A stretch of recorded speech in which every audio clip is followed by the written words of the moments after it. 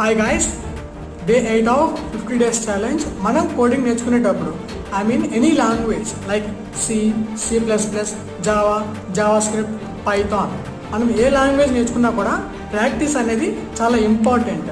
Without practice మనకి ఎంతో కొంత నాలెడ్జ్ అయితే వస్తుంది, కానీ we can't do a real world projects.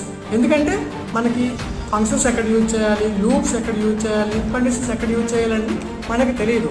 అదే మనం ప్రాక్టీస్ చేసినట్లయితే we can do easily real world projects. So practice అనేది ఎక్కడ చేయాలి? So my opinion is hacker rank website is the best platform.